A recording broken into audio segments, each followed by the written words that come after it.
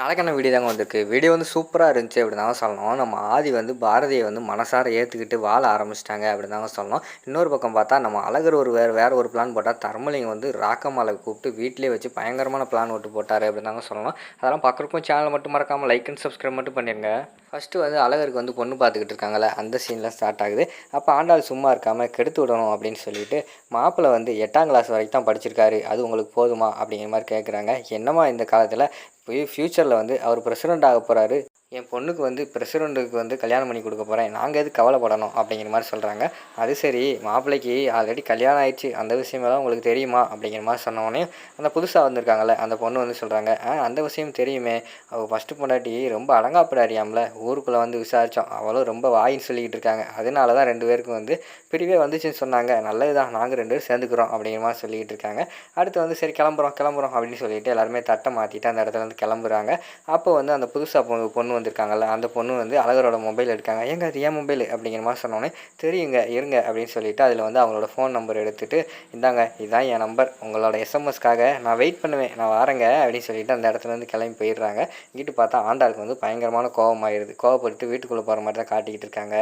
அடுத்த சீனில் பார்த்துக்கிட்டோம்னா நம்ம தர்மலிங்கம் இருக்கார்ல, தர்மலிங்கத்துக்கு வந்து ஒரு ஃபோன் வருது. யாரா அந்த ஃபோனு அப்படின்னு பார்த்தா ராக்கம்மாட்டேருந்து ஃபோன் வருது. என்ன மாமா எப்படி இருக்கீங்க அப்படிங்கிற மாதிரி சொல்லிட்டு இருக்காங்க. ஏய் இங்கே பாரு, நீ தேவையெல்லாம் வாய் பேசிக்கிட்டு இருக்க, நேரில் பார்த்தேன் வை உன்னை தொலைச்சிருவேன் அப்படிங்கிற மாதிரி சொல்லிட்டு இருக்காங்க. அந்த நேரத்தில் பார்த்துக்கிட்டோம்னா நம்ம இவங்க வந்துடுறாங்க, அதாவது நம்ம ஆண்டாள் வந்து வந்துடுறாங்க.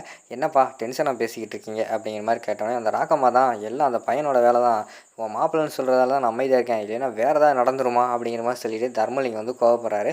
அப்பா நீங்கள் எது கோவப்படுறீங்க, நம்ம கோவப்படுறதுனால தான் அவங்க வந்து ஜெயிச்சுக்கிட்டே இருக்காங்க. இப்போ வந்து நம்ம கோவப்படக்கூடாது, நம்ம வந்து நார்மலாக வந்து சிரிச்சுக்கிட்டே எதனாலும் எடுத்துக்கிடுவோம், அதுவே வந்து அந்த அழகருக்கு வந்து பெரிய அவமானமாக இருக்கும், பாருங்கள் நான் சொல்கிறத மட்டும் செய்யுங்கன்னு சொல்லிட்டு நம்ம ஆண்டாள் வந்து அவங்களுக்கு ஒரு பிளான் சொல்கிற மாதிரி தான் காட்டிக்கிட்டு இருக்காங்க தர்மலிங்கத்துக்கு. அடுத்த சீனில் பார்த்துக்கிட்டோம்னா நம்ம ஆதி இருக்கார்ல, ஆதிக்கிட்ட வந்து தமிழ் வந்து வராங்க.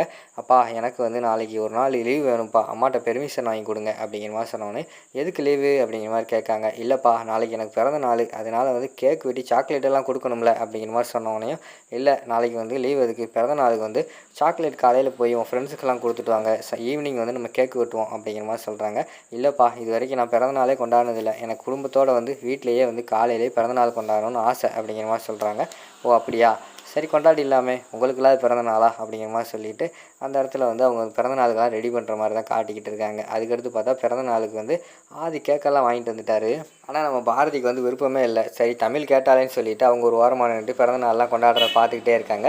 பாட்டி பேப்பர் வெட்டெல்லாம் போட்டிருக்காங்க, லட்சுமி எல்லாம் கைத்தட்டி பாட்டெல்லாம் படித்து பிறந்த நாள்லாம் முடிஞ்சிச்சு. ஃபஸ்ட்டு வந்து நம்ம ஆதிக்கு வந்து கேக் ஊட்டி விட்றாங்க தமிழ். அதுக்கடுத்து வந்து வேண்டாம் விருப்பம் வந்து இவங்க வந்து கேக் சாப்பிட்டுக்கிறாங்க நம்ம பாரதி வந்து. அடுத்து பாட்டி லட்சுமி எல்லாமே கேக் சாப்பிட்ட பிறகு அதுக்கடுத்து ஒரு சின்ன டான்ஸ் மாதிரி ஆடுறாங்க. ஆடி முடித்த உடனே வந்து தமிழ் இருக்காங்கள, தமிழை வந்து ஆதி வந்து அனுப்பி வச்சிடுறாங்க. நீ போ பாட்டி கூட போய் விளாண்டுக்கிட்டு அப்படின்னு சொல்லி அனுப்பி வச்சோடனே அவங்க சரிப்பான்னு சொல்லிட்டு விளாட போயிடுறாங்க. ரூமுக்குள்ளே போய் நம்ம பாரதி வந்து ரொம்ப கவலையோடு இருக்காங்க. பக்கத்தில் போய் ஆதி உட்காடுறாங்க. என்ன பாரதி கவலையாக இருக்கீங்க அப்படிங்கிற மாதிரி கேட்டவனையும், இப்போ பிறந்தநாள் தேவையா, நானே வந்து இன்றைக்கி வந்து என்ன நாள் தெரியுமில்ல, இன்றைக்கி வந்து வாசு என்னை விட்டு பிரிஞ்ச நாள், அந்த ஞாபகம் வரக்கூடாது அப்படின்னு சொல்லி தான் நான் பிறந்தநாளே வந்து கொண்டாடாமல் இருந்தேன். ஆனால் நீங்கள் வந்து பிறந்தநாள் கொண்டாடிருக்கீங்க, எனக்கு எவ்வளோ கஷ்டமாக இருக்குது தெரியுமா அப்படின்னு சொல்லிட்டு விறுவிறுன்னு அந்த இடத்துல வந்து கோவப்பட்டு விறுவிறுன்னு வாசு ஃபோட்டோவை பார்க்குறதுக்காக அந்த இடத்துலேருந்து ஓடி போகிறாங்க.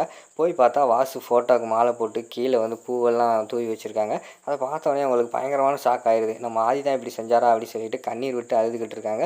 உடனே ஆதி வந்து வராங்க. என்ன பாரதி, தமிழுக்கு வந்து பிறந்தநாள் கொண்டாட தெரிஞ்ச நாள், வாசு எப்படி மறப்பேன், இன்றைக்கி நானும் உயிர் பழைச்ச நாள், கிட்டத்தட்ட வந்து நானும் பிறந்த நாள் தான், அதனால தான் நான் வந்து கொண்டாடினேன். இருந்தாலும் வாசுவை வந்து மறக்கக்கூடாது. நீங்களாவது வந்து எப்போயாவது ஒரு செகண்ட் 2 செகண்ட் கூட மறந்துருப்பீங்க, ஆனால் என்னால் மறக்கவே முடியாது. ஏன்னா என் இதயமே அவரோட இதயம் தான்.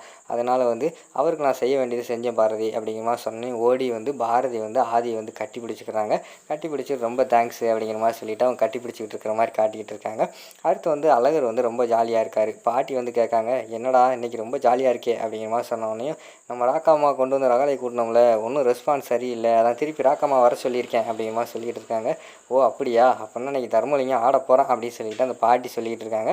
டக்குன்னு பார்த்தா கொஞ்சம் நேரத்தில் வந்து ஆட்டோவில் வந்து ராக்கம்மா இறங்குற மாதிரி தான் நேரம் காட்டிக்கிட்டு இருக்காங்க. இந்தா வந்துருச்சு ராக்கம்மா, வா பாட்டி போய் பார்ப்போம் அப்படின்னு சொல்லிட்டு பாட்டி, லட்சுமி, அழகர் 3 பேர் வராங்க. உள்ளே இருந்து பார்த்தா நம்ம தர்மலிங்கம் வந்து ராக்கு வா வா அப்படின்னு சொல்லிட்டு வராரு. என்னடா இவங்களுக்கே ஷாக் ஆகிருக்கு, என்னடா ராக்கு வாவான்னு சொல்லிட்டு வரானா இவன் அப்படின்னு சொல்லிட்டு பார்த்துக்கிட்டு இருக்காங்க. அதுக்கடுத்து பார்த்தா ஆண்டாள், சித்தி வாங்க சித்தி எப்போ வந்தீங்க அப்படின்னு சொல்லிட்டு அவங்க பார்த்தா அவங்களும் சிரிச்சுக்கிட்டே வராங்க. இதுதான் அவங்க பிளானு.